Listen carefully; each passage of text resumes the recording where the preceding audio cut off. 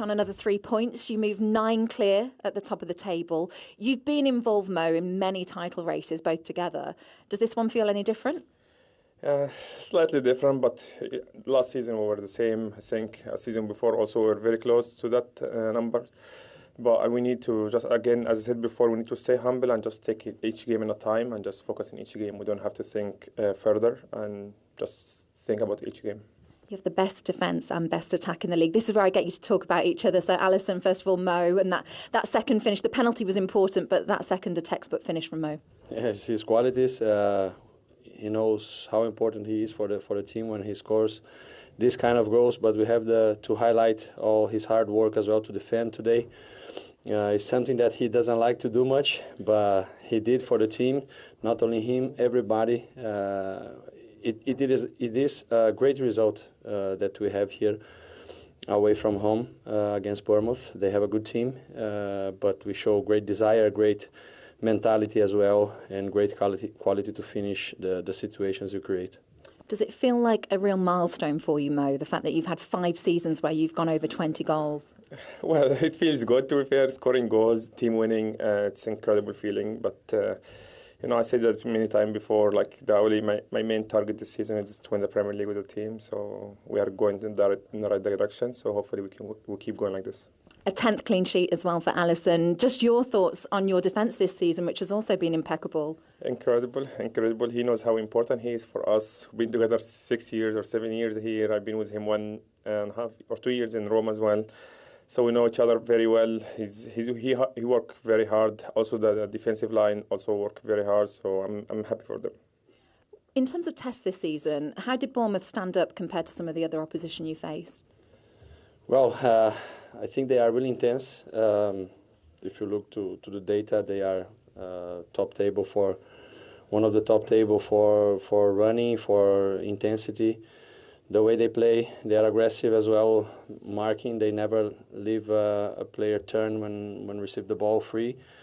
So you have to be really focused, really sharp in every situation when you have the ball. Try to create, move a lot. So this intensity takes you a lot of energy to win this kind of games. But to be honest, the Premier League is in a high standard this season. All the teams, they are giving troubles to the top 6 in the league. All the games we play now, from now on, they show really desire. They want to take points from the bigger clubs.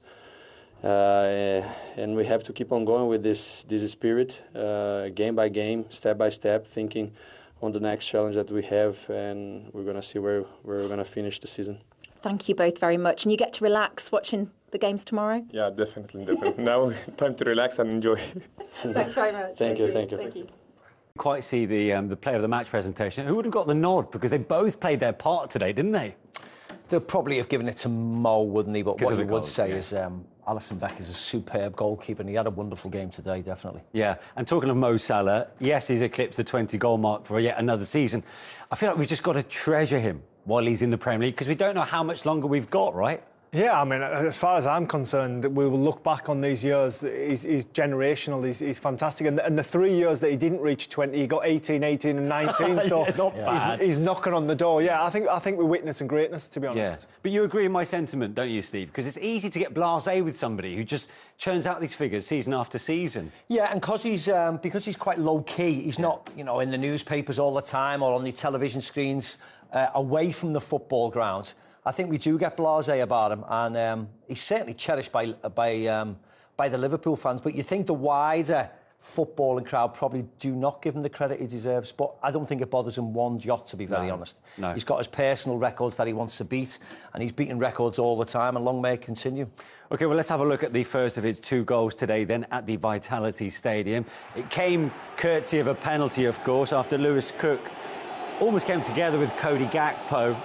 And I suppose for Bournemouth, it'll be frustrating. This was an accidental coming together. Yeah, I think it's a genuine play for the ball. He's trying to get round Gakpo, but just clips his heel, you see there, and it's just one of those unintentional.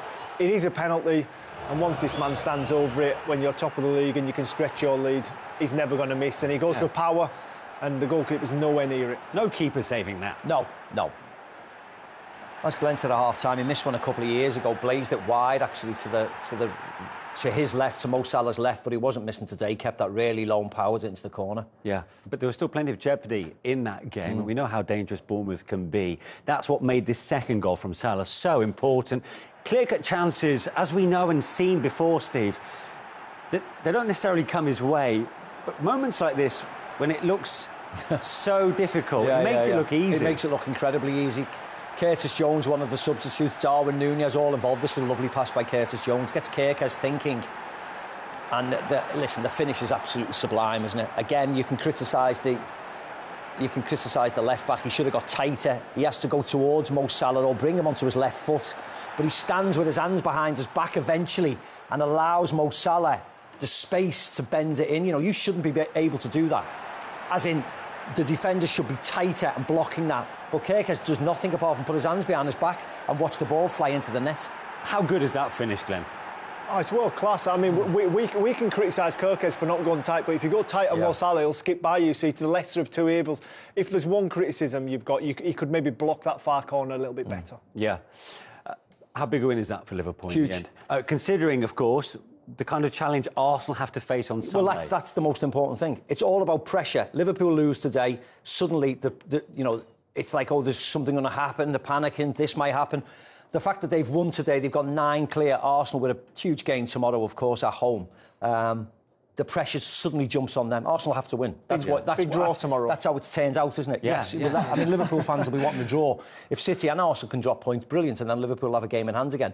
But suddenly, everybody now is focused on tomorrow. And the rhetoric beforehand is Arsenal will have to win. They can't afford to lose more points. So it's just bumping pressure onto each other each time around. For Bournemouth, it's a first league defeat in 12.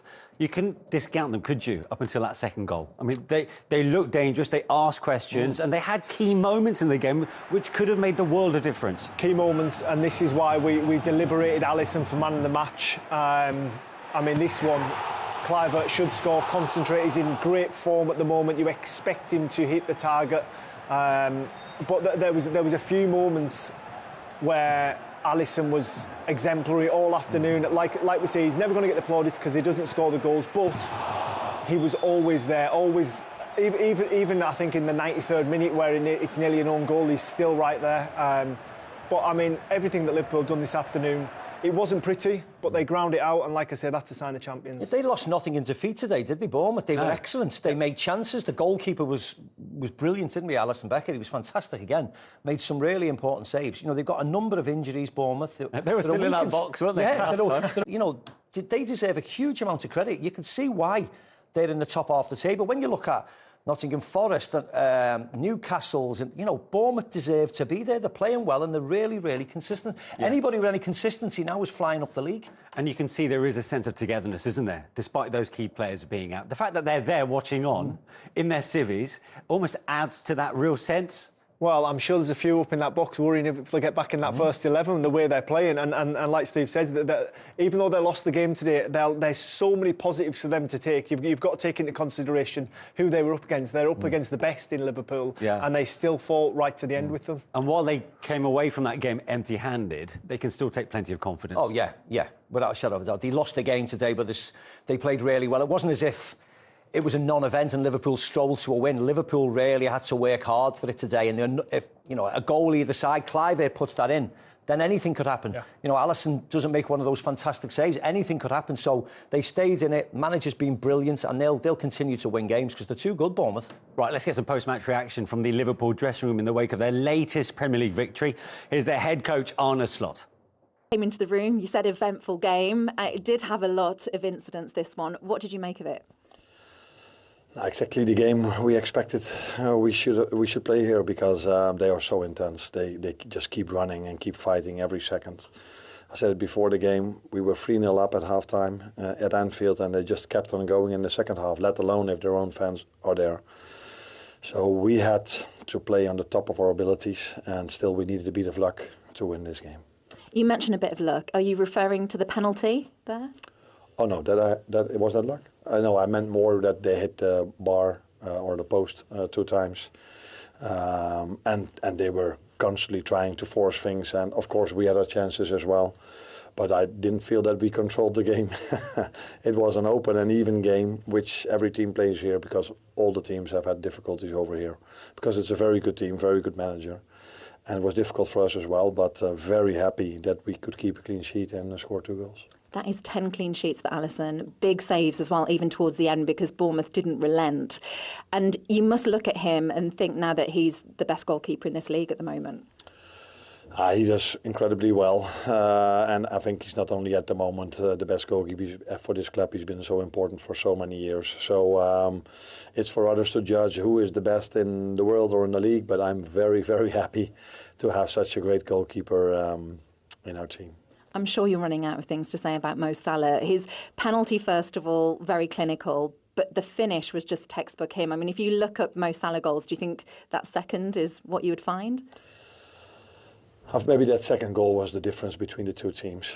So it wasn't an easy chance, it was the simple chance, and the way he scores it, so calm, was a great attack from us, by the way, but yeah, it wasn't an easy chance for him, and then he puts it in the net like this, shows you how much quality he has and how much he can help the team in a difficult game like this. But the rest of the team, including him, worked so hard to keep a clean sheet that is something we have to notice as well. But yeah, brilliant goal, brilliant goal from Mo. You mentioned the challenge prior to kick-off that you felt this would be. Now that you come away with 3 points and you see that going into tomorrow you're 9 points clear of Arsenal, for you, is it going as well as it possibly could be, this first season in charge in a title race and being that far in front? Yeah, I don't think I could have asked for much more than where we are at the moment. In general, maybe it's for others to judge. Maybe this game I have to look it back.